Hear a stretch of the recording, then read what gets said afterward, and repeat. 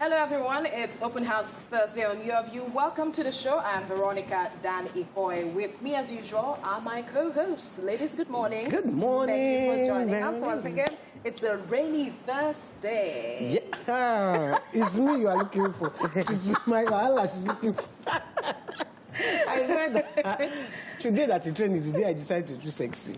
I planned my outfit since yesterday. So when I woke up this morning, I said, yeah, it's raining. There's nothing I could do.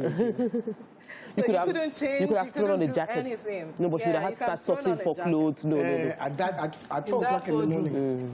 God not let you find clothes 10 minutes to live in the house. You know me. I was even looking for my shoes. Because my girl, she's very forgetful. So she put the shoes somewhere. Where did you put my shoes? Didn't come and see. Instead of leaving at 7:15, I left at 7. Oh. You are lucky there was no traffic.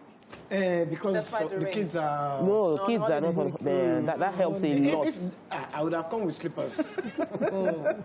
Anyway, how are you doing, ladies? Fine. Iman, how are you doing? How was your journey today? Today, they say once between 13 times shy. I do my corner, no more straight road. You entered Lungus. But it was good. I got here very early. I got just 7 on the dot. So it's fine. I'm okay. Yeah, okay. Grateful to God. Hi, Tokwe. I'm good. So grateful to God for life. Grateful to God for journey mercies. My husband went to Benin and he went since on Sunday, came back yesterday, and my thought was like, I really wished he would just fly to and fro, but where he was going to be he was going to be in commute consistently, and he felt that he can't put someone under accommodation in that space, so he had to drive. You know, I was just praying, go safely, come back safely. Yesterday, they spent about 4 hours just before Ore. Apparently, I think it should be in the papers, one Dangote truck and then 2 other vehicles collided, and they all caught fire, and it caused a major gridlock because they couldn't tow it out in time. And then they said even after that, staying in that traffic for that long, on the way back, the challenge is that almost the traffic could have been less if there wasn't periodic roadblocks. So I understand that the security, you want to check every vehicle, but if we are indeed effective in that security check, we will have less kidnapping. So it's not effective. Rather, it is sorting block, and it is intermittent. Sometimes within a drive of 1 hour, you meet like 5 police roadblocks. We need to be circumspect. Exactly. Like you know. For me, I actually I'm not happy this morning. Why? Because of the news I'm hearing about developments coming from the doctor strike. That is what is... I mean, this morning I heard a story of a guy that was scheduled to be treated, but at the end of the day, he might have his legs amputated because of the strike. And then there are those who have lost their loved ones because they had to move them out of the hospital as a result of the strike. And then the stories are so saddening because these people had bright future ahead of them. Nobody planned anything could happen. They just had the misfortune of being in Nigeria. The misfortune of being in the hospital, at the time, and the fact that their health went the direction it did. Now you are asking the doctors to consider their oaths. But do you remember the oath you made to the people of Nigeria to ensure that you protect every decision you make is in their interest? Exactly. Basically in their interest. And, you know, what I saw from a report from Premium Times this morning that the president has spent 200 days since assuming office in the UK for medical treatment. So if in his own time, he also understands the value of good health, and he's there. Well, let's quickly go on a short break, Tope. We'll return and look at the paper headlines. Stay with us.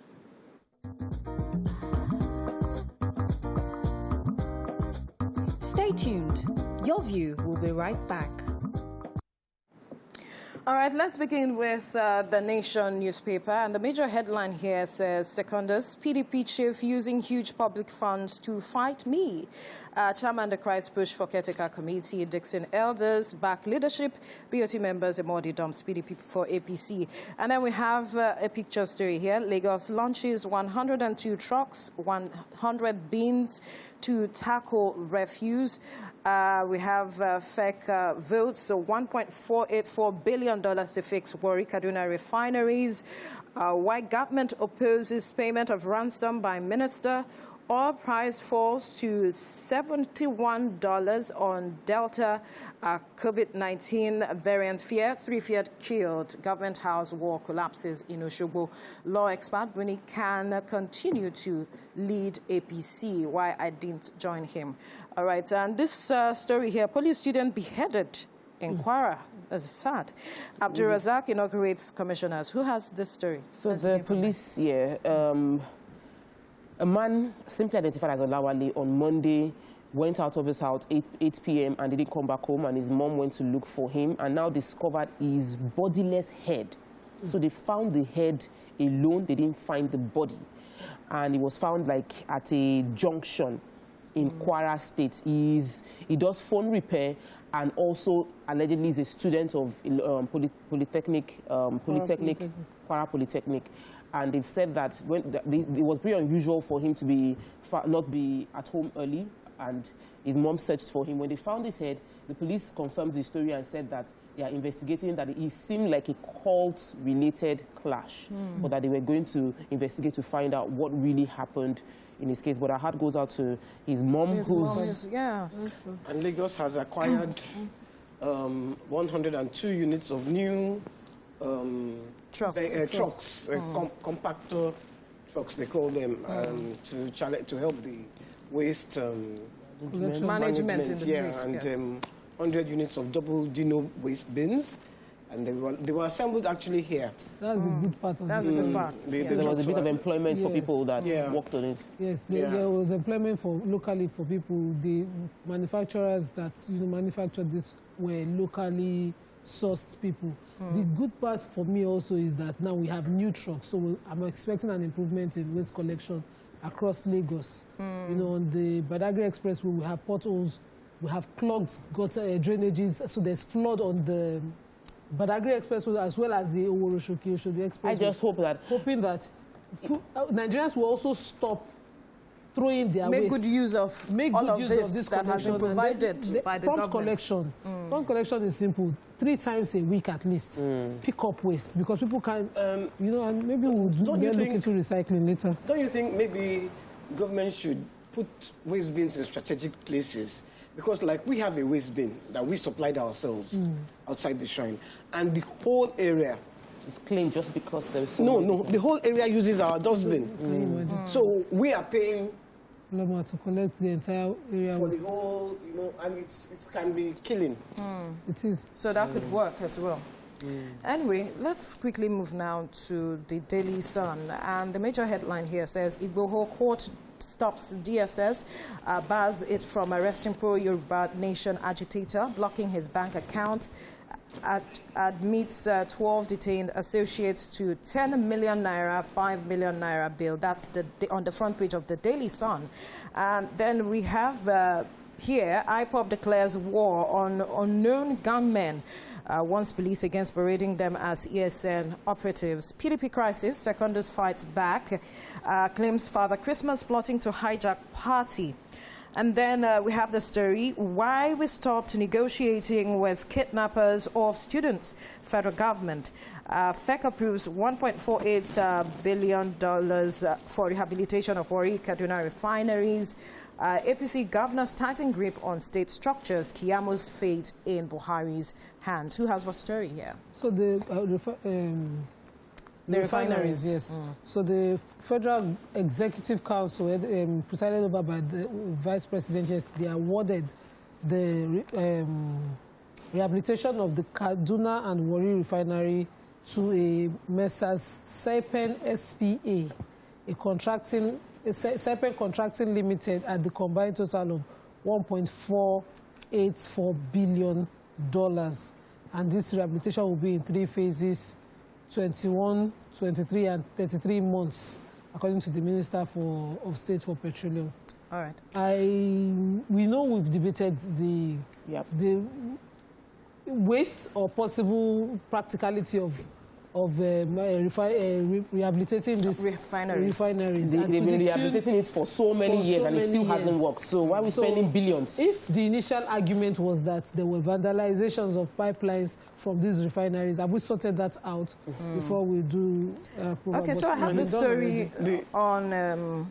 Oh, you want to comment on that? No. Go on. I was just going to check the whole story, but go on. Okay. I have the story on why the federal government reacting to why they have stopped negotiating with kidnappers of students, because a lot of persons have been waiting to hear their reaction. And the federal government is saying that negotiating with kidnappers of students, that they use the money from ransom to equip and rearm themselves. And the Minister of State for Education, that's Chukwuemeka Nwajuba, made this disclosure to responding to questions rather from journalists at the end of the FEC meeting yesterday at the presidential villa. And they also spoke about, because there was a viral video of some students where there are demands of ₦1 million for each of the students. And so that the government is doing all within its effort to ensure that the students are released back to their parents, but that as for ransom, the federal government will not be doing that, basically. So the Igboho story. Yeah. The federal government the courts have said the DSS cannot arrest Igboho, they can't freeze his accounts, and they cannot, they can't freeze it, and they've stopped freezing of his accounts, saying, so he's a free... Fundamental human rights. It's technically free. Yeah, he's technically free, and then they've also granted bail to the 12... His aides, 12 aides. Yeah. Saying, the DSS didn't even have a case against them. They just arrested them. So you haven't brought a case, and you're asking us to... And the DSS didn't oppose 4 of them, and opposed another 4, saying... And the court said, no, the 4 that you oppose, I'll give them 10 million. And the other 4, 5 million. 5 million. But they didn't talk about the last 4. So I'm not sure. Still waiting to hear what will be the breakdown. So from the reports, all of them have been... It's basically a developing story, so there'll still be more that we'll be hearing from them. What I want to know is if they will actually give them... those other ones on bail as well. IPOP story. IPOP has declared that the unknown gunmen are not members of Eastern Security Network, and that the police should stop affiliating them. So they spoke against the unknown gunmen attacking people within the Southeast, and reiterated the fact that they are not part of us, and that the police should stop picking up innocent young men and parading them as members of ESN and gunmen attacking the community. All right. Let's quickly go on a short break. When we return, we'll continue reviewing the papers. Stay with us.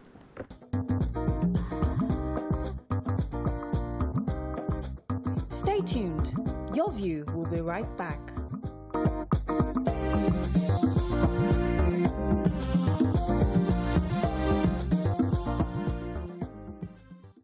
All right, thank you for staying with us. We're still reviewing the papers, and I have now the Punch newspapers. And the major headline here says, Secondus battles for survival, Tambuwal rallies support as Wike plots PDP chairman's removal. And federal government hires JP Morgan and others on $6.2 billion fresh borrowing. Twitter ban, Nigerians lose 150.46 billion naira in 2 months. And then another story here says 150 Nigerian doctors ready for exams ahead practicing in UK. And the story here says Lagos increases isolation facilities, plans for spike. Oyetola laments as Osun flood sweeps away three destroys houses, shops. Who has what story, Nima? I have the JP Morgan story. So in a press statement titled Towards Financing the 2021 Appropriation Act, the federal government appoints transaction advisors for a Eurobond issuance. So the transaction advisors, according to the Debt Management Office, are International Bookrunner, JP Morgan, Citigroup, Global Markets Limited, Joint Leads Managers, Nigerian Bookrunners, Chapel Hill, Denham, Advisory Services Limited, Financial Advisors, FSDH Merchant Bank, International Legal Advisors, Advisor White and Case LLP, and Nigerian Legal Advisor Banwo and Igudalu. So these are out of 38 companies that, bidded. They put a public bidding process for this procurement. These 8 companies were selected to give financial advice for the Euro bond that we'll be using to generate money to finance our 2021 Budget. Operation Act. You take the 150 Nigerians. So, they said no fewer, in their words, 150 Nigerian doctors that are interested in practicing in the UK are currently awaiting to write their clinical examination. Once they write the clinical examination and they are found eligible, they would also be traveling. Let me just give this statistics because the spokesperson, the Nigerian National President of the Nigerian Association of Resident Doctors, said that the numbers have not even really increased because of pandemic last year. So there have been more people that would have moved, even if not for the pandemic. And that it's simple. Pay people's salaries, put the welfare of doctors. Do you know how much the hazard allowance is? I think 5,000 or 6,000. It puts the interest of the doctors in your mind, create enabling facility for them, saying that between December last year, about 1.3% per day were traveling out into the UK, but now it's 3.3 per day between April and May. So we're having more doctors writing the exams and moving out. I heard that there is an agency that has like a job fair for female doctors to go to Saudi because they need more women to take care of their women there. So we have people that are milking, doing brain drain, and we have a set of leaders that seem to think you can go, it's your private... So a total of, the ridiculous figure is that we have about 4,000 doctors in Nigeria, and we have over 200. If we have 150 living, yes, and we have more living. So we trained for them to go, and we say we don't want. It's not an emergency yet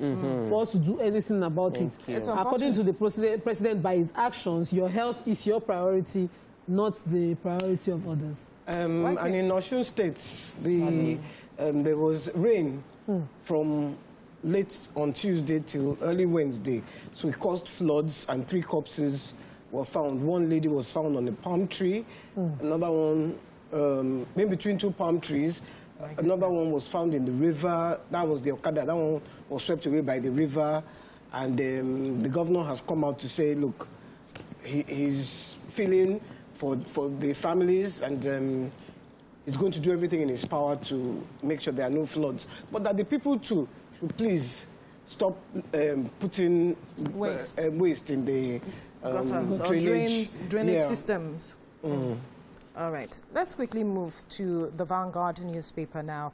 And the major headline here says, Sunday Igboho's 12 aides get 80 million naira iron bail. To another story, Katsina Emirates shuns federal government, bans open grazing as bandits kill 25 in Kaduna. Docility responsible for thriving impunity in Nigeria, Wale Soyinka's reacting there. And then the story says, Tinubu's hail hearty, what I discussed with him, Sanwo-Olu, the governor of Lagos State, speaking there. PDP crisis deepens as Secondus tears governors apart. MDC can't stop house doctors from joining strike NAD. Buhari, Sanwo-Olu greet Emefiele at 60, Abdul Samad at 61. So this story that I wanted to take the Emirates. Okay, I want to quickly react to this story that it's almost on all the papers because the governor traveled to the UK to see Asiwaju Bola Ahmed Tinubu based on the rumors that was making the rounds during the weekend about his health. And, he took pictures with Asiwaju, and he said that he is hale and hearty. That's the governor speaking, saying that the Asiwaju Bola Ahmed Tinubu is hale and hearty, unlike the rumors making the rounds. And what they discussed was basically about his health. Basically, so that's it. The Katsina Emirates has decided to go along with the Southern governor's decision, considering if your priority is to protect your people, they decided to ban open grazing. And this is a landmark for me, because this is one of the northern states not following the general noise making. So the realities on ground is that open grazing has continued to be used as a disguise for serious criminal activities across the north and even in the south. And so a state has decided to do the right thing, or ban it, so that you can at least find anybody with a cattle who is using his cattle to disguise in any criminal activity. So they've banned that in their state. And in the same story, they talked about the Kaduna government confirmed the death of 25 people in renewed attacks in communities of the Kauru local government. And also in Suleja, the bandits, terrorists, entered into houses and kidnapped people. So they're not even doing road again. They're actually entering people's houses and kidnapping them. That's scary. And this lady said she was in the house. They broke the wall, the gate, entered, and then they took all her things and her 2 children. Can you imagine? They stole all her phones, everything, money, and then took her 2 children with them. So they left her so that she can source for the money to yes, you know. So I think it is so sad. And this was in Suleja. It's getting really, really critical. The last thing that was in the story was one of the Chibok girls has surrendered with her husband. You know, the Chibok girls that were taken in 2014, she surrendered with her husband. But they've kept her identity. I want to quickly take Shoyinka's story. So the show speaking at the 24th edition of Wole Shoyinka's lecture series, the Nobel laureates mentioned the fact that the docility of Nigerians is what has led to what is going on, the impunity around us.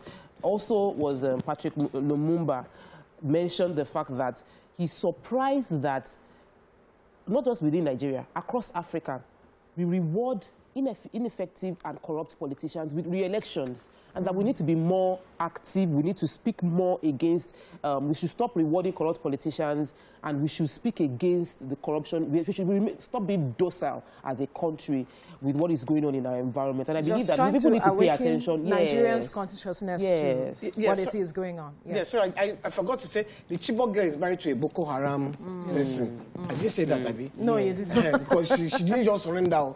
She's married to a Boko Haram. It's a Boko Haram that's surrendered together. All right, to the Guardian newspaper now. The major headline saying government Twitter silent as ban clocks 2 months. Another story here: tears, grief as NYSC flies bodies of core members to Uyo for burial. A really sad one there. And then we have 20 prospective core members test positive for COVID-19 in Kano.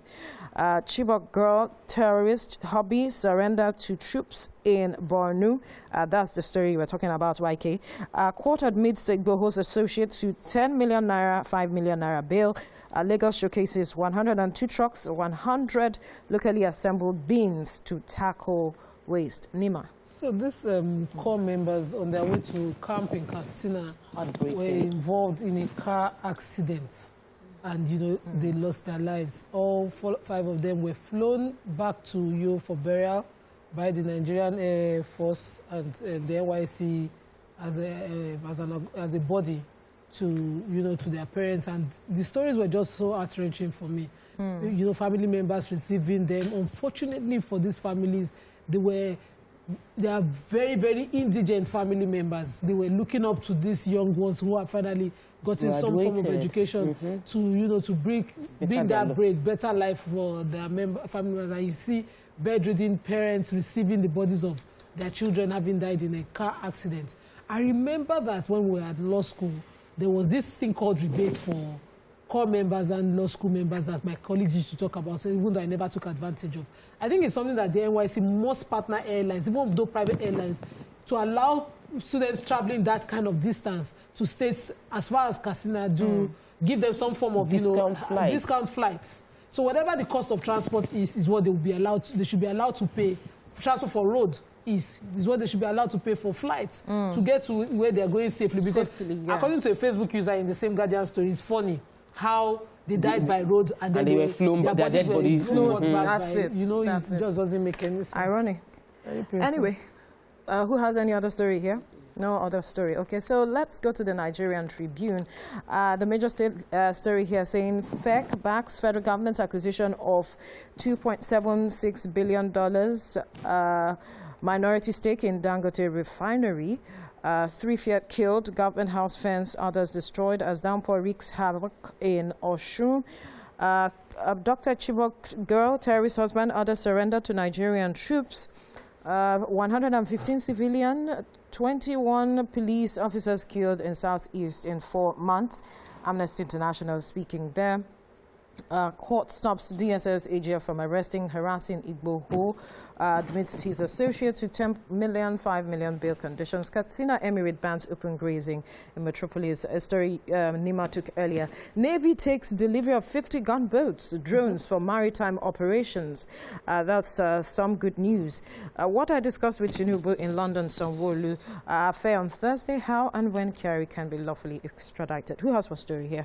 So the Navy have gotten 50 assault gunboats and drones to help tackle the insecurity and criminality along the nation's territorial waters. Nigeria's waterways internationally is one of the most dangerous.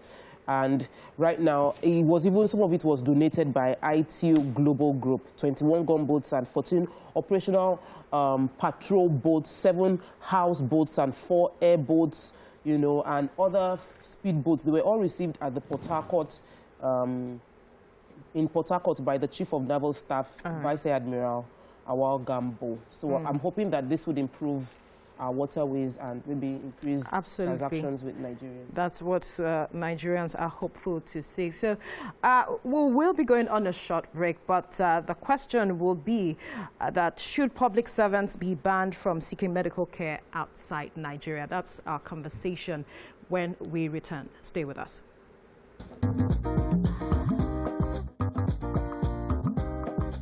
Stay tuned. Your View will be right back. All right, thank you for staying with us. Now, during the 8th Assembly, Honorable Sekinus Oguns sponsored a bill seeking to ban public servants from traveling outside the country for medical care. According to him, once this bill is passed into law, our ailing sector will come back to life in a manner never experienced before, and our public officials will be left with no choice than to invest in our health sector. Joining us now is the Honorable Sekinus Oguns himself. He will be talking to us about the bill. Good morning. Thank you for joining us on the program this morning. Can you hear me, Honorable Oguns? Honorable Oguns, are you there? Hello. Right. I hope you can hear me loud and clear. I can. All right. Now talk to us about what transpired when you put the bill across to your colleagues at the 8th Assembly.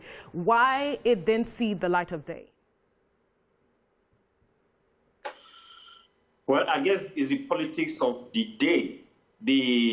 That bill, it took almost 2 years from first reading for it to be presented for the second reading after so much persuasion and follow-up.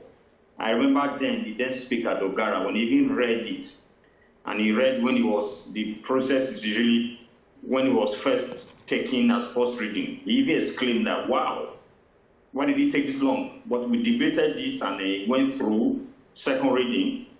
But for it to come and it was referred to the committee and then nothing happened to it.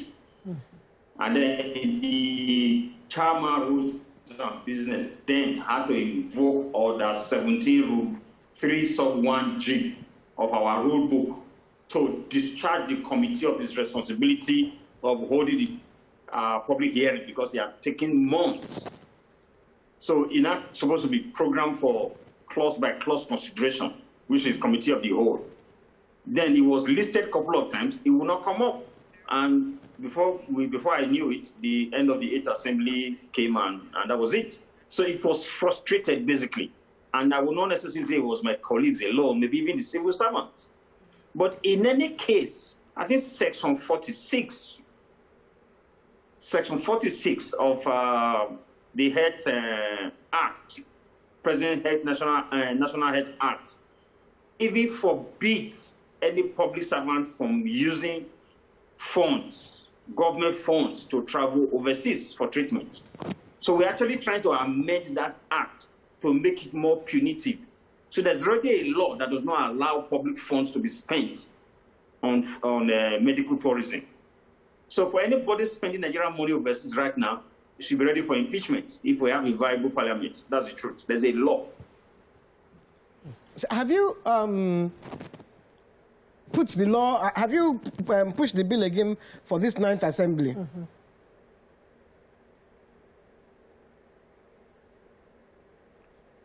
Honorable Oguns, can you hear us?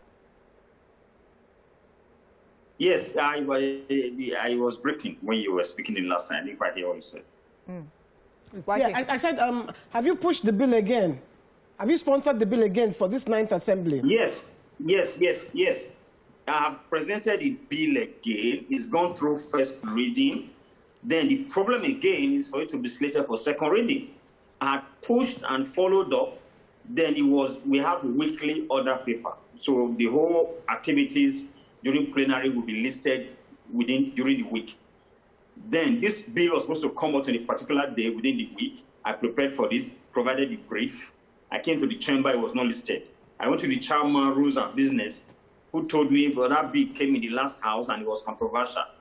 He is my good friend. I told him, it's not your place to say whether it's controversial or not. It is for it to be debated on the floor of the House. Exactly. And it's for the House to see whether it's controversial or not. And he said it was okay. So,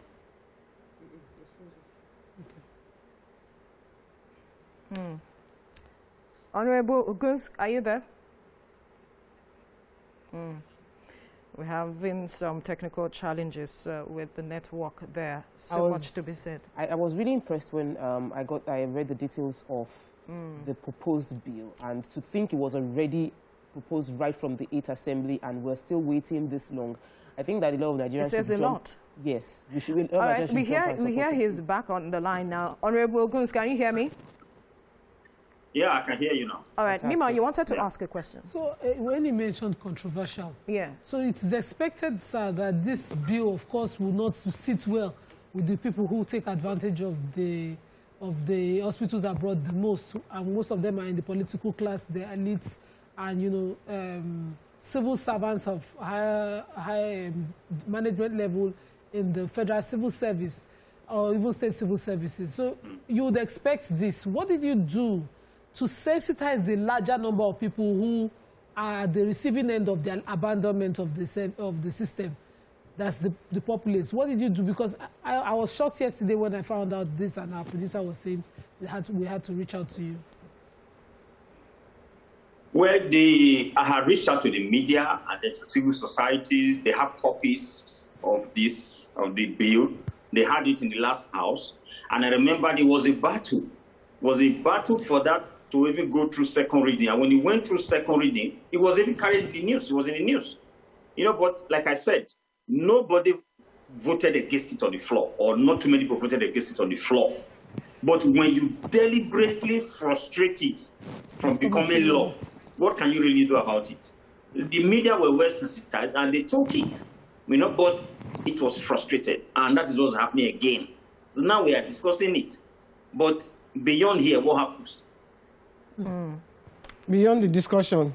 That's a big question. Beyond here, what happened? But so we need to quickly go on a commercial break because that's what our producer is telling me now. When we return, we'll continue this conversation. Stay with us.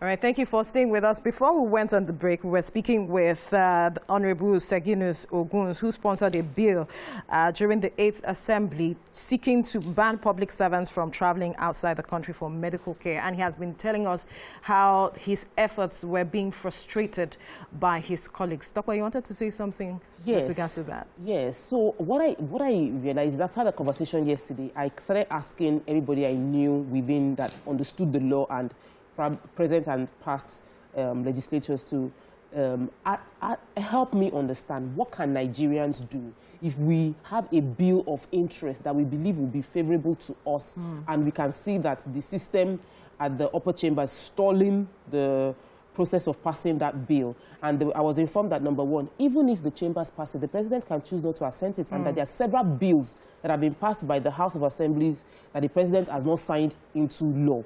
That there is that part, and that, but for us as a people, if we desire this law to take effect, what we're meant to do is to raise the awareness level on all social media platforms, clamoring for the speaker to request for it. So the person that can request for this reading to go through, for this bill to go to second reading is the speaker.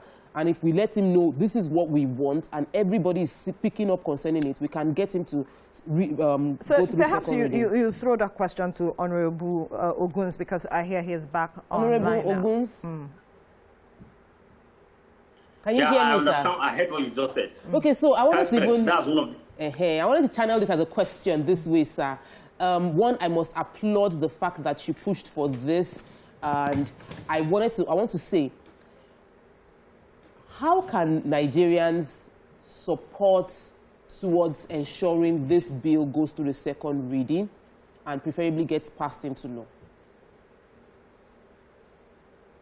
Yes, from what you just have said, the last time person just said, if you sensitize the people enough and you compel the politicians to do the right thing, they will do it. After all, you voted for them.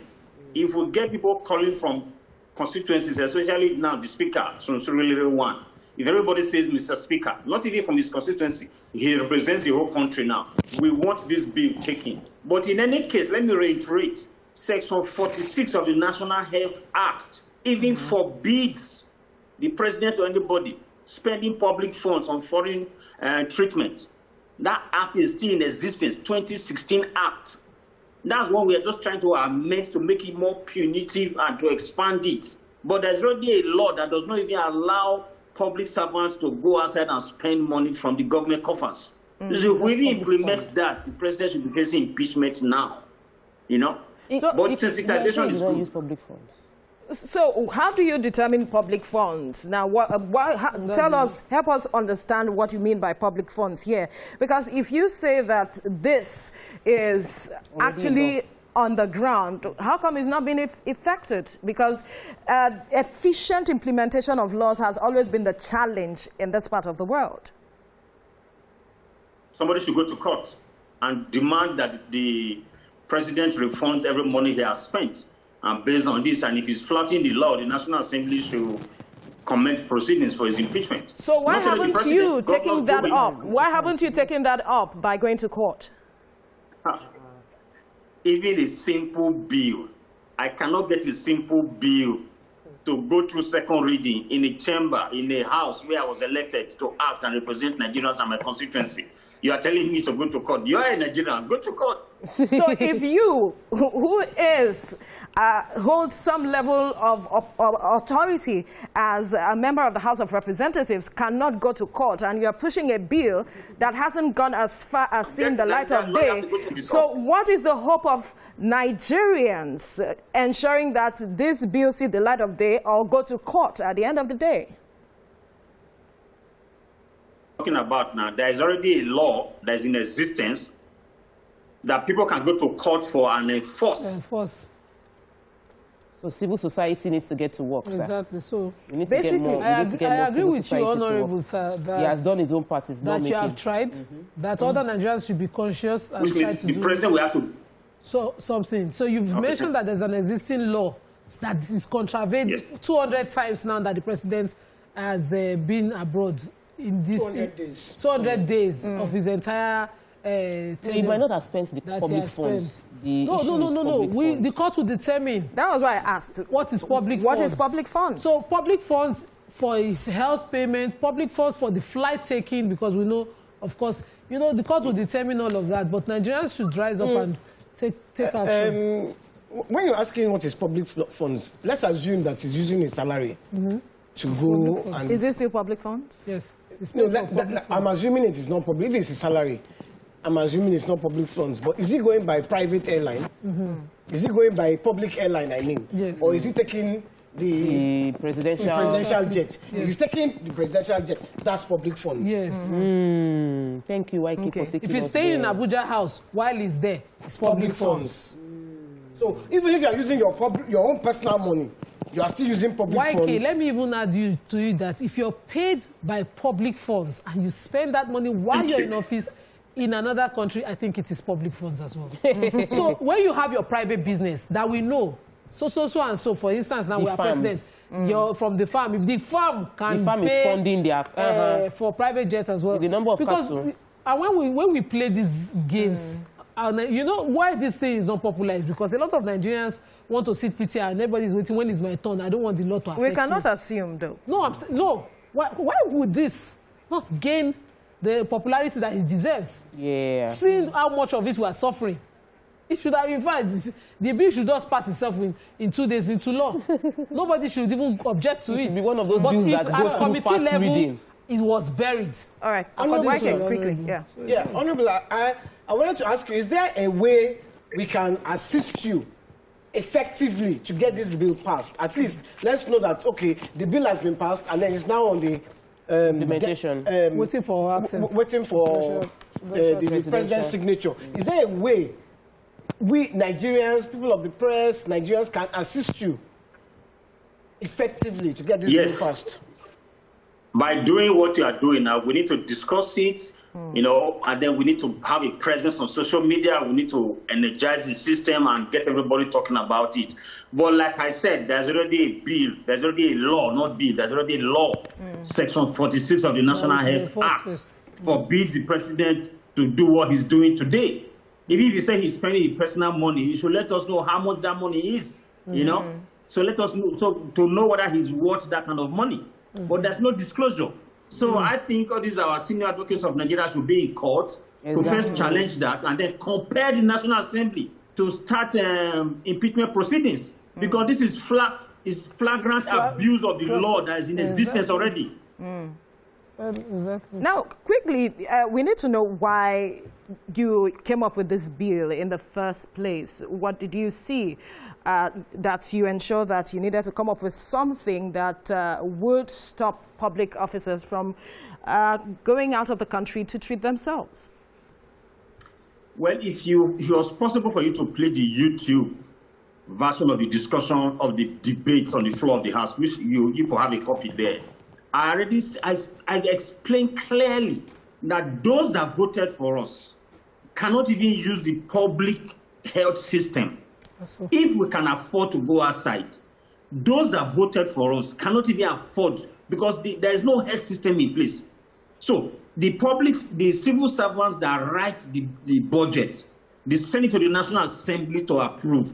The president assents, or rather to pass, National Assembly passes it, the president assents, it goes back to the civil servants. If we are all flying abroad for treatment, those that we are representing, we are less than 1%. Those that we're representing cannot even afford to go to a primary healthcare center, a secondary healthcare system, or even tertiary. The minimum we should do is to make sure that these ones are functioning. Then if you, not a public officer, a business person that wants to go outside can go.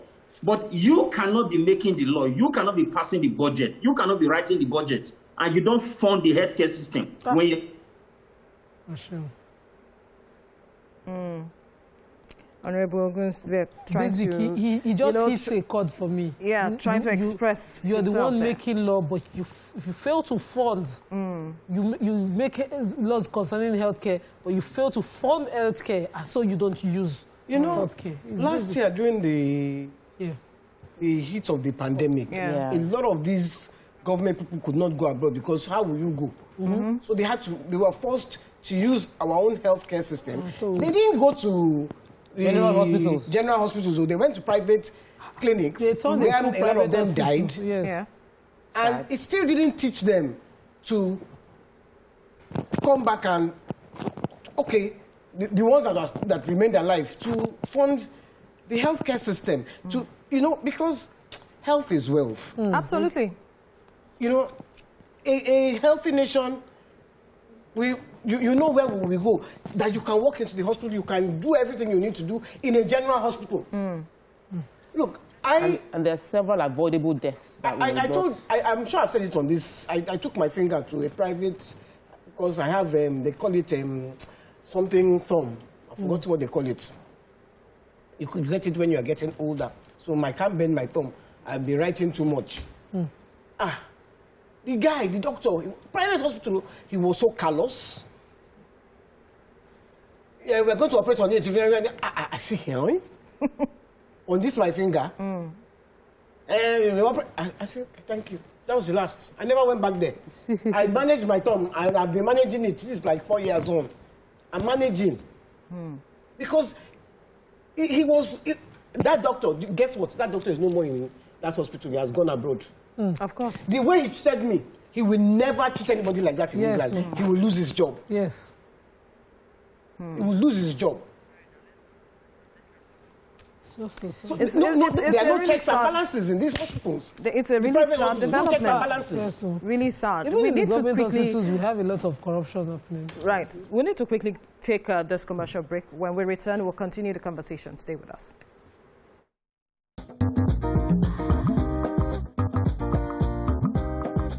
Stay tuned. Your View will be right back. All right, thank you for staying with us. Right now, we will be looking at reports that came up in the papers yesterday and today about COVID-19 outbreak in some NYSC camps. Some are reporting that 109 core members tested positive to COVID-19, while in the papers today we saw 20. But then we will be speaking with Eddie Megwa, the Deputy Director, Press and Public Relations, NYSC, and State Coordinator, NYSC, to clear the air on this development because there are a lot of concerns from parents with regards to this developing story. Eddie Megwa, good morning. Thank you for joining us.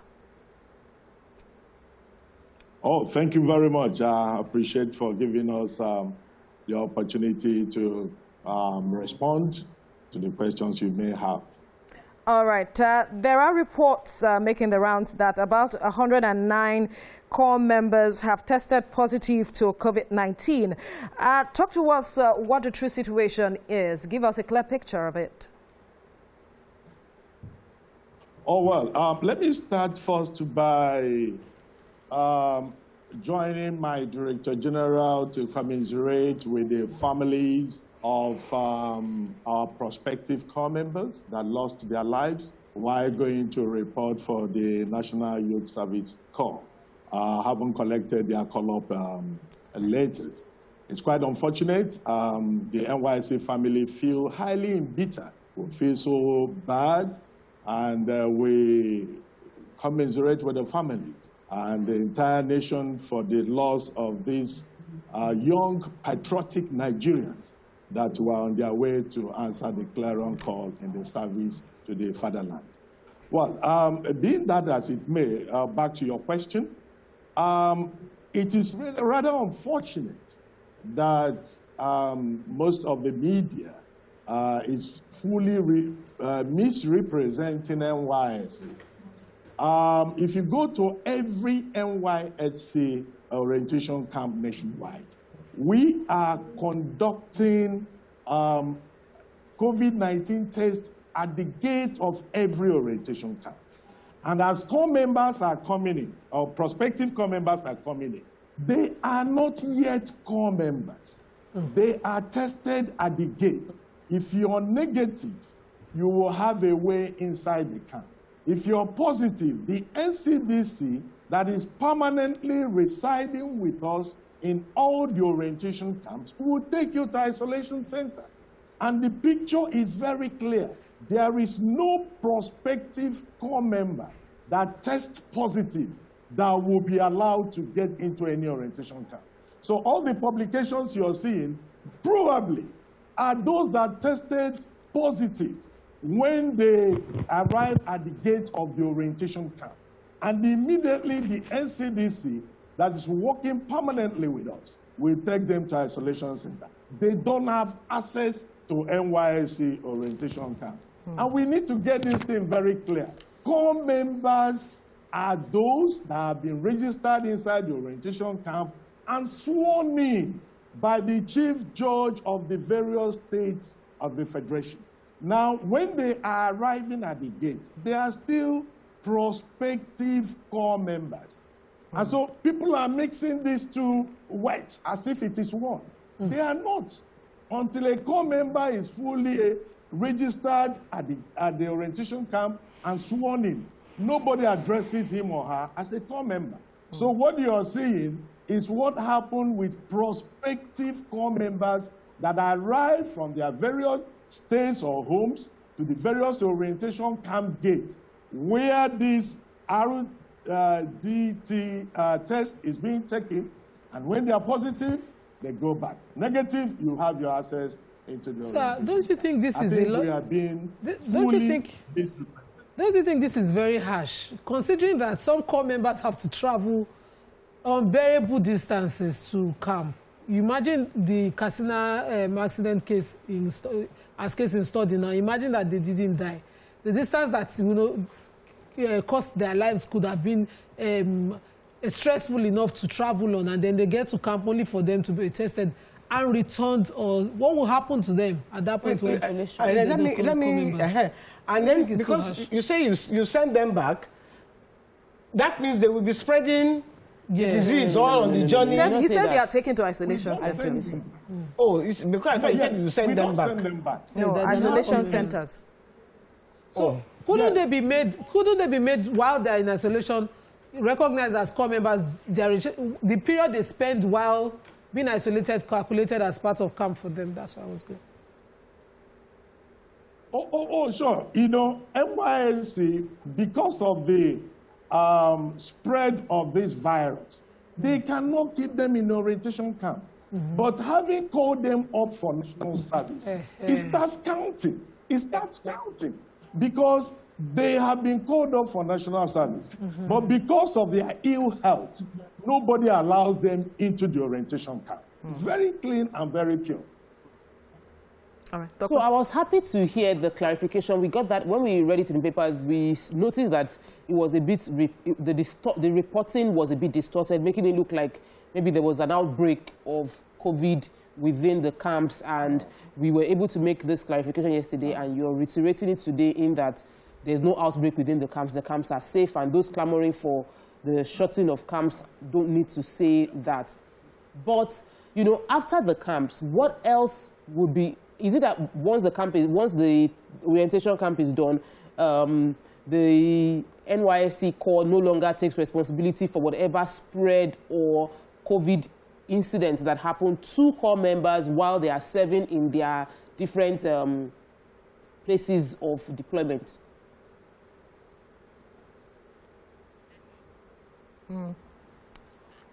Network challenge there. We'll have to take a short break, and when we return, we'll continue our conversation here. Stay with us.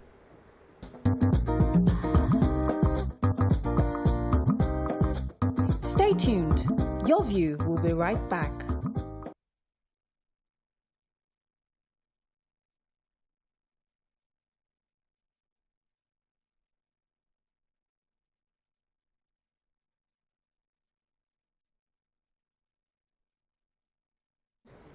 That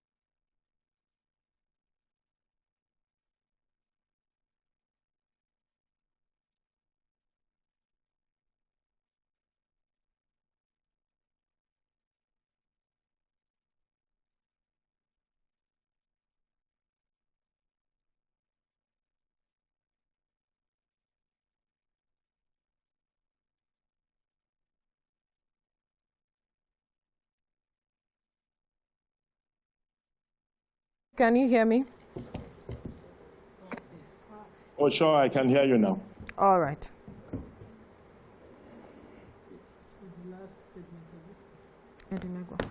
Yeah.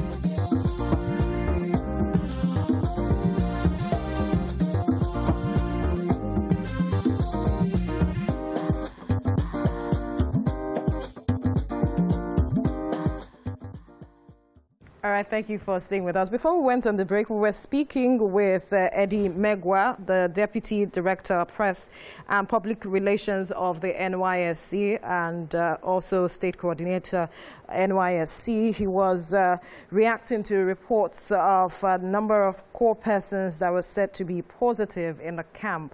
Well, he clarified that story, saying that they were prospective core members.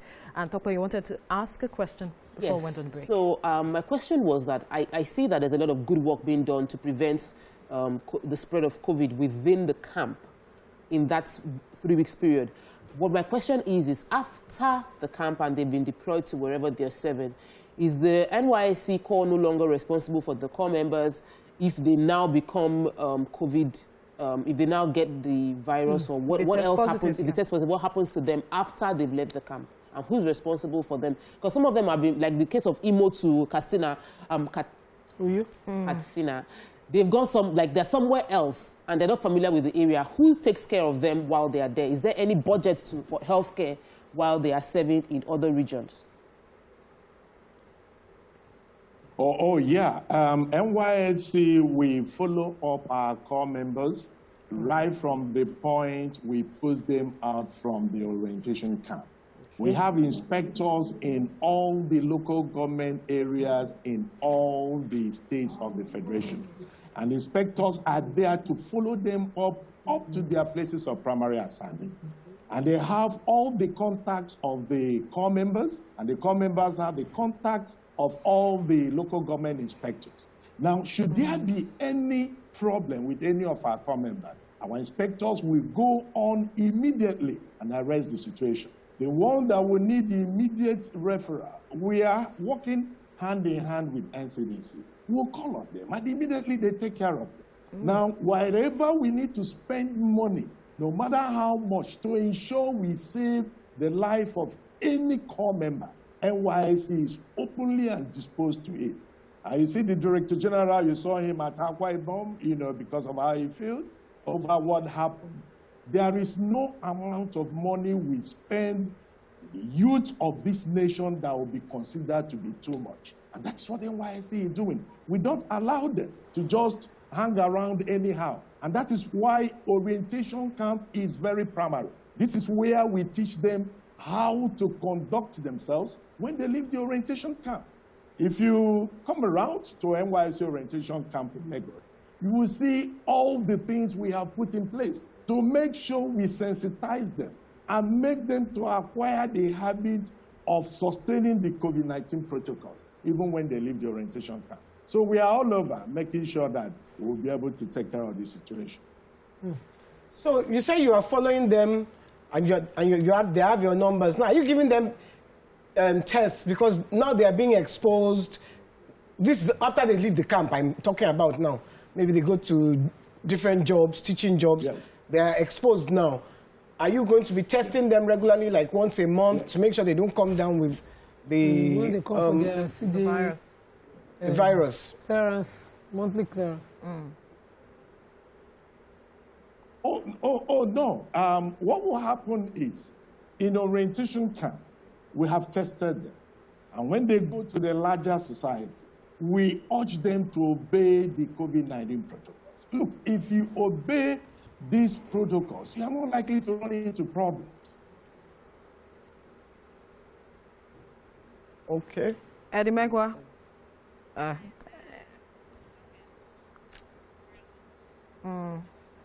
All right.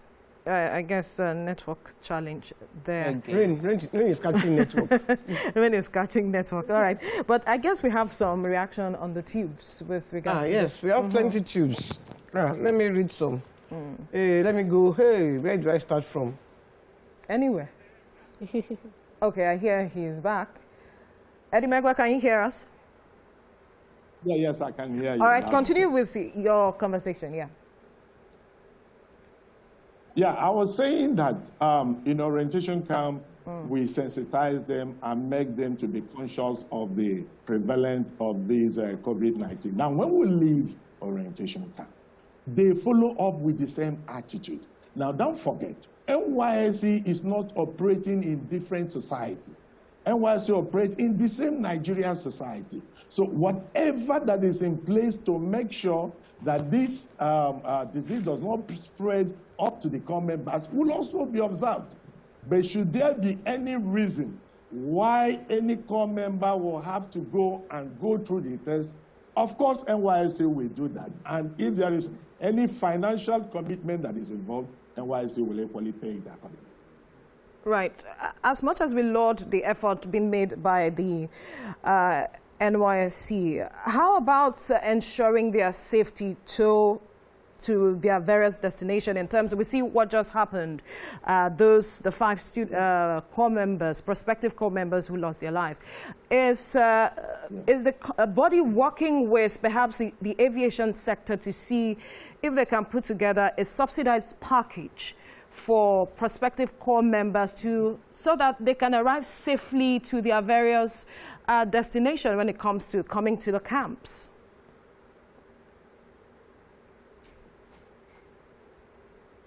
Eddie Megwa, are you there? Can you hear me?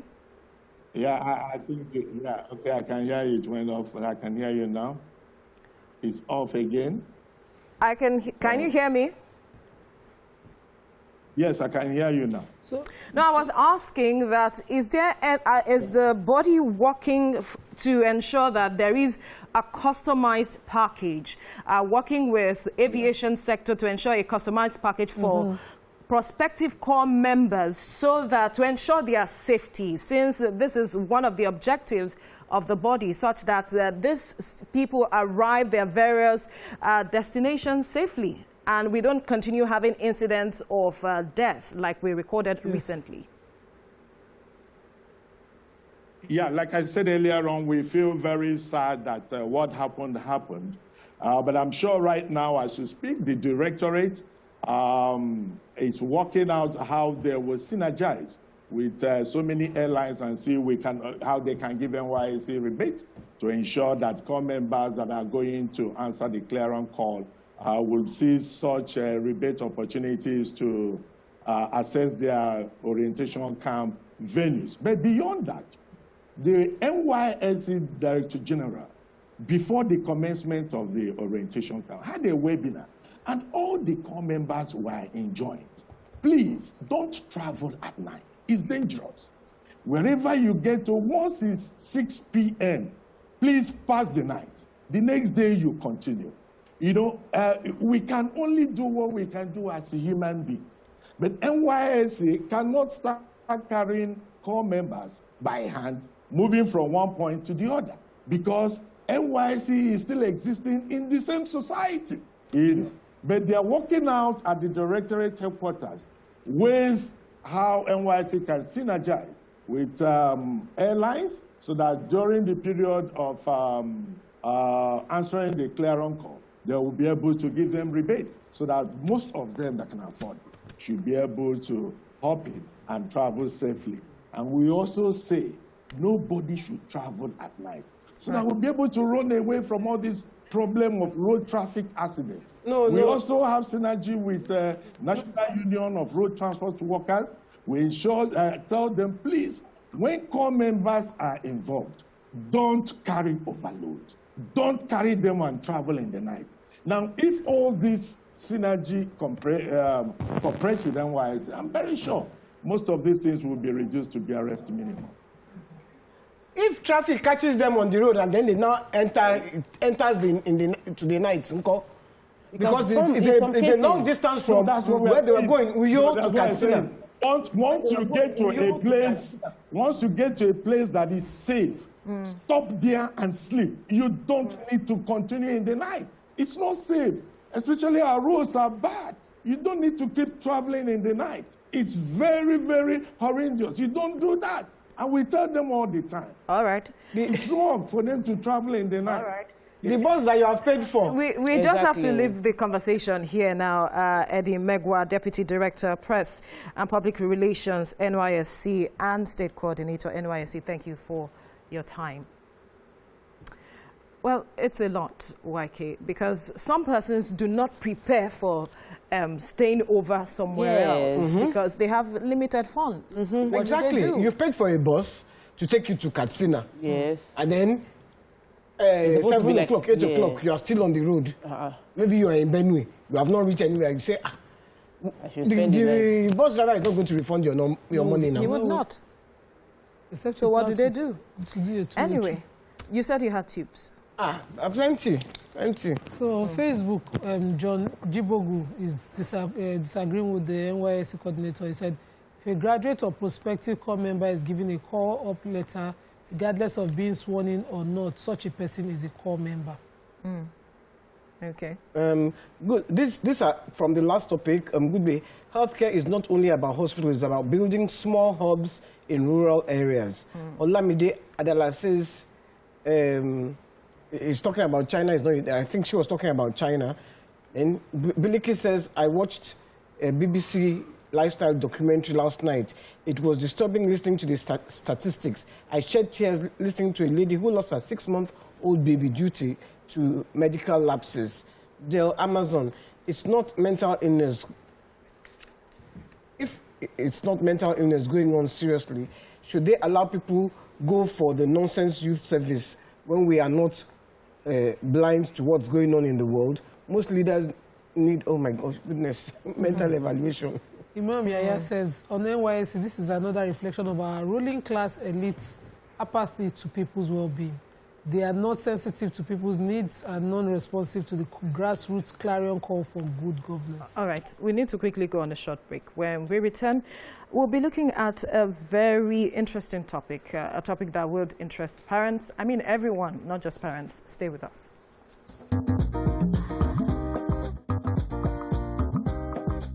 Stay tuned. Your View will be right back.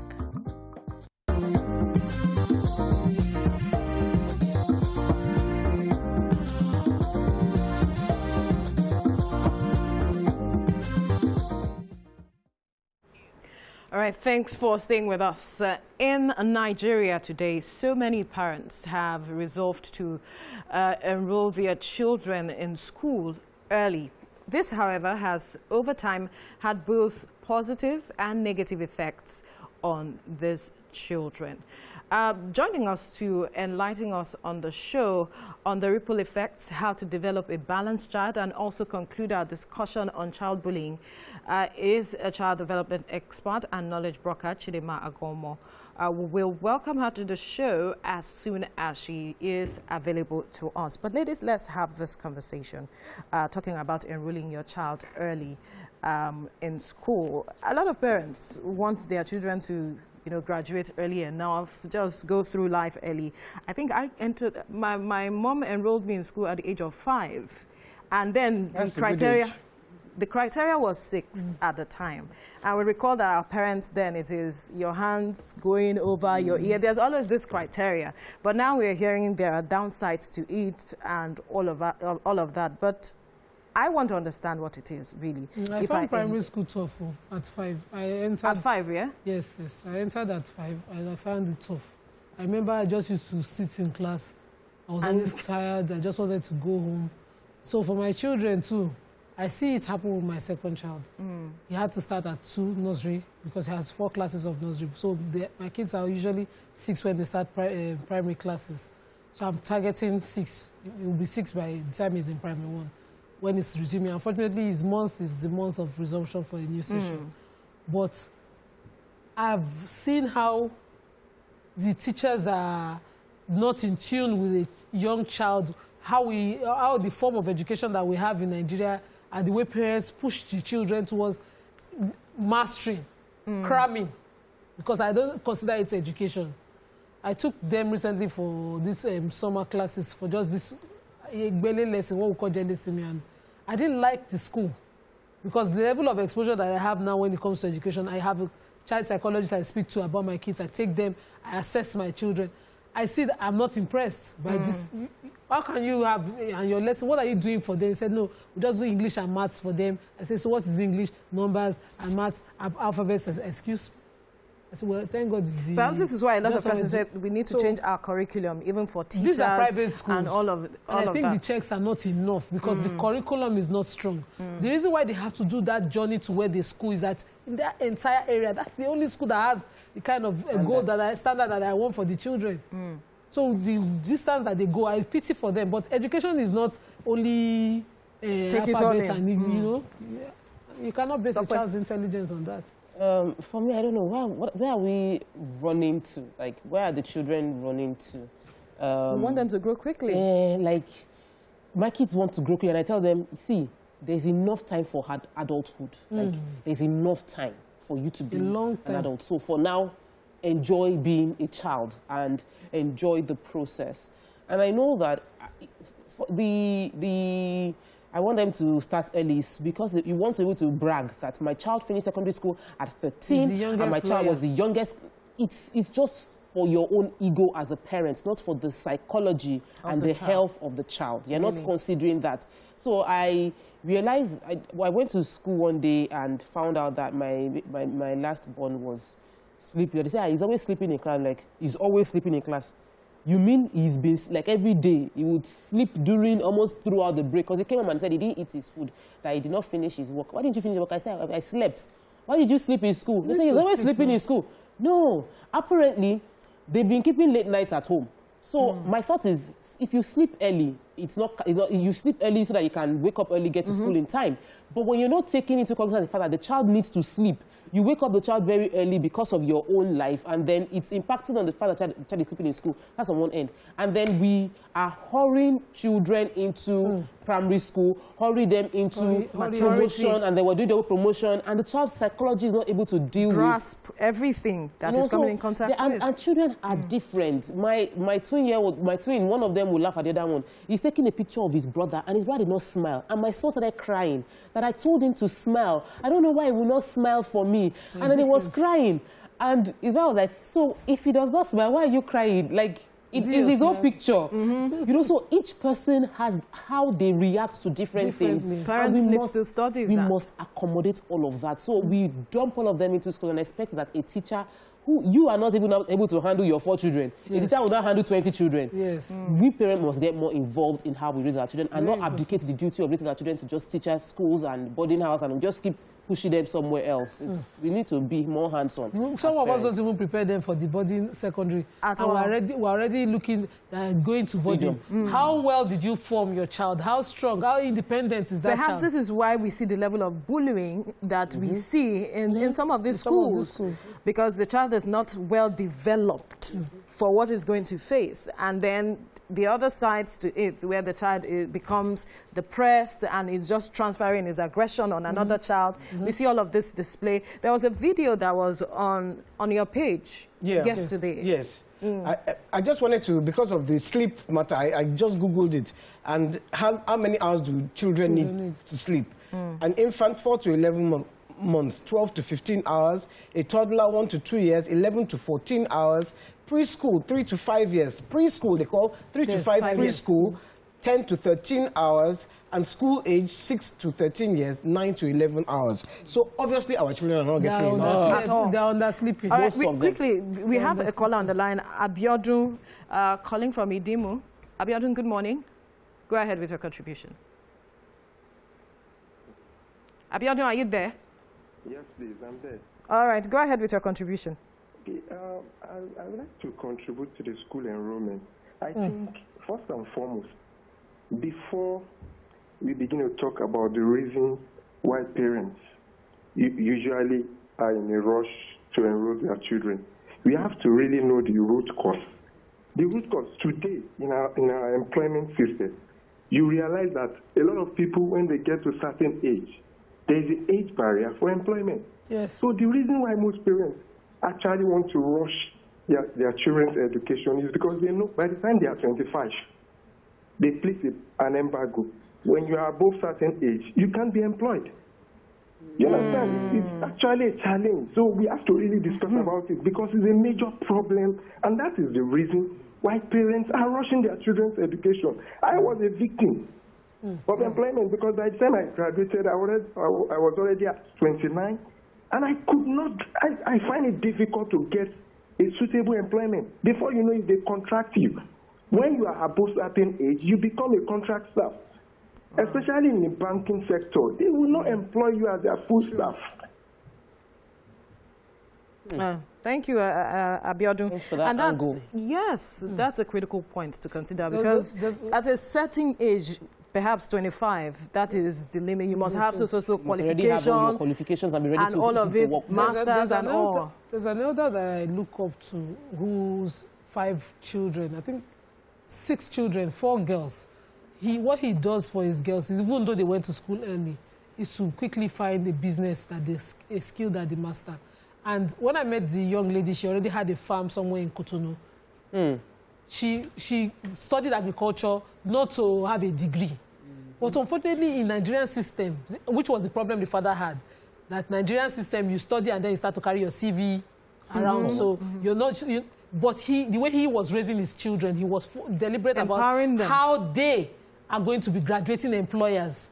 They are growing and going into creating businesses and be employing people. So he was already looking into that, and he himself was a businessman who the system did not favor, and he already did something about it. So I think, yes, what the caller said is a fact, and it's not good at all. But how many of these companies would employ us? The system, government should start to look, aside the grants that they give, start to look for ways that our graduates are coming out with the mindset of employing people already. They are already growing, and their projects in school are creating businesses that they know will fly and better the economy. Not the way we have done it, where you are looking for one auntie and one uncle. I find it very strange that they don't employ people who are of a certain age. Yeah. Yes. Because my daughter lives in England. I don't hear. I know a lot of people that live in England. I know someone who just got employment and she's almost 40. So it's something very peculiar to our society, I believe. And these are things I think should be regulated. That's why there are some persons who believe that's why we are not getting that level of mentoring of certain persons, because in some sectors, you should have people who can serve as mentors for others. They understand the system, they have the experience, but they are not there to help groom others. We are not seeing people grooming others. All right, we're not seeing other people grooming these people into who can hold their own. Yeah. And it's not helping our system. At all. It's just like you retire at 60. But you can be president at 80. Which kind of country are we living in? Okay. I want us to go back to the sleep thing, because I feel that sleep and bullying. Let's talk more about sleeping and how parents can encourage children to sleep more. And we grew up in a time when there wasn't telephones and laptops. Every child having a tablet and all of that. And these things they stimulate the brain. So many children, even when they are not watching the TV, they are on one gadget or the other, and these things keep their brains active. Children are very imaginative. They still want to gist with each other through. So I realize that even when my kids, I put them to bed, they are still talking. They are talking to each other, the cartoon, and they are not sleeping. So yesterday I tell my husband, we are going to wait until they sleep. We'll check and be sure they have already slept before we leave them below. But I think parents need to get more involved in We have our guests on the line, a child development expert and knowledge broker, Chidinma Agomo. Good morning, welcome to the show. Welcome to the show. Good morning. So good to be here. Yes, thank you so much for joining us. Now, let's talk about this. You're the expert here. Tell us how early it is too early to enroll a child in school. Oh, this is such a pleasure to be here this morning. And from what we've been seeing in recent times, I see people enrolling children in school as early as 2 years. I think that it's so ridiculous. I think that is not a proper thing to do. You know, I think that is child abuse to put it in a very strong form. You know, but I see that our parents are doing this because we find out that most of us have gotten very busy. And when I talk to a lot of people, they want time for themselves, they want time to go to work, you know, and this is making us to put toddlers as early as 1.5, 2 years. These children are being put into school, and we don't realize the damage we're causing to the lives of these children, only for us to realize it later on in their years, and this is disturbing. For some parents, it's just survival, so they might never realize it. So how do you, what exactly, for those of parents who think, okay, it's just for crèche, so I find a place to keep the child because I need to go to work, what sort of setting do you need to see to be sure this is okay for your child? You know, so that it's not, the child is not made to sit up and then be cramming some things for you when you come back. Sorry, can you come again? What sort of?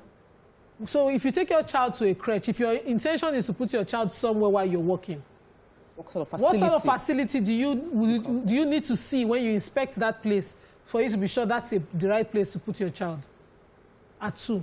Okay, I think first and foremost, if you decide to put your child in a crèche, for instance, like you said, you have to make sure that it is in a very elaborate environment. And what I mean by elaborate environment is an environment where the child has enough space to run around. It's not just a classroom environment. Like what we see most often in recent times is you find schools in residential buildings. I don't know who is giving approval for these things.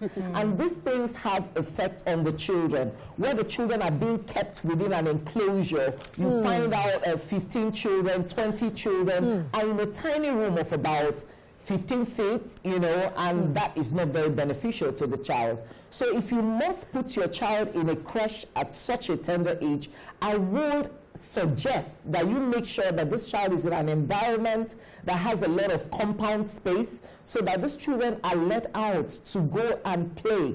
You know, that is what the name is, a play group. So you're actually looking for someone to mind your child while you go to work. You know, so you should give these children space to run around, to play, and to sleep when they want to, and not confine them to a space where you're restricting their movement, you're giving them regimens, you know, it's time to sleep, it's time to eat, or be careful, don't hit the other child, don't hurt the other child. These things go on to affect the child later on in their years, affect their development, and we don't realize it. All right. YK? Thank you. No. So I want to ask you a question, because this is the season. We're in the season pre-enrollment. Many people, the school resumes in September, and the thoughts are always about what school can my child go into. And I'd like to ask you this question. We've discussed it, and I think we all read that the appropriate age for primary should be around 6, 5, 6. And we've seen a lot of, there's a video of bullying, and maybe because the children get into school early, you know, so what's the appropriate age for secondary school and what's the appropriate age for primary school? And how do you think that impacts on the behavior of the child when they are in school? Maybe someone is smallish or the smallest in the class, do they tend to get more bullied than if they were appropriately the right age with other people in their classroom? Thank you very much. I think you hit it right there on the head. Once we start with getting our children into school very early, you find out that the child begins to conform to those things, to those rules that you want the child to conform to. They do the things you want them to do. They play where you want them to play. They play the kind of games you want them to play. They learn what you want them to learn, write what you want them to write. You know, so right now, as the child grows up, the child has been conformed into a particular mold. The child is not necessarily given expression to himself or herself, especially when they are underaged. You know, they don't know how to say, oh, I don't want to do this, or, oh, please, can I do this other thing instead of doing this other thing? And this goes on to, you know, they carry it on to primary school. I think 6 is very appropriate, you know, for a child to start primary school, you know. But I find out in our school these days that, like you've all been saying, our parents are in a hurry. So you find out that most of the schools are not even willing to have a primary 6. I recently learned in a state here in Nigeria, all the schools in that state do not have primary 6. You know, so these children are rushed through school and they take common entrance examinations as early as 4 years. Class 4, primary 4, you know, primary 4 and primary 5, and they enter secondary school. Now, their life has been interrupted, you know, and they've not allowed themselves to mature, you know, to the age that they should. You know, we focus so much on their IQ. What do they know? Oh, my child knows a lot. Oh, my child can solve all the divisions you can think about. And we use that to move them along, forgetting that these children need emotional stability. That these children need to be developed socially. And this is what they acquire when they mingle with their mates at age-appropriate times. Yeah. So when they get into secondary school, some things come to them naturally. They are not struggling. They are not being victimized by another child. They are not feeling oppressed by another child. They give expression to what they want. They say no to what they do not want. But when we rush these children, you know, we find out that because they're trying to please us and they are doing very well in school, they keep on coping. But mentally, they are not stable. And it's this mentally unstable children that turn out to be bullies in school. Because all through their lives, they've been regimented, they've been cocooned, they've been confined into a particular mode. They've not been allowed to grow out themselves, to give expression to the kind of person they want to be. You know, they've not had interpersonal relationship skills with anyone. You know, they've grown up in a particular system, timetable, you know, with very little or no interaction with other children. And this affects them so much. And they turn out to be bullies. When they get into secondary school and they see other children being happy, you know, being so confident, they can't understand it. They can't identify with it. And so what they try to do is to put down that child, especially if they are taller or bigger. You know, they will try to snub that child or not be so friendly or to shut that child down when the child is being very expressive and they can't relate with it. Earlier, when you were talking, you touched a very important point. So we find parents who are made to be apologetic about an outspoken, an expressive child because, you know, that example you gave is supposed to be that the child, they're not trained and wear that kind of thing. You know, when a child, can you just, you know, expand on that issue again? Yes. When a child is developing, it is an opportunity for us to understudy that child. You know, like you, one of you rightly pointed out, a lot of children have different attributes. They have different ways of expressing themselves. They have different ways of expressing joy or expressing fear or crying when they don't like something. So now at their developing ages is the time for them to give expression to that.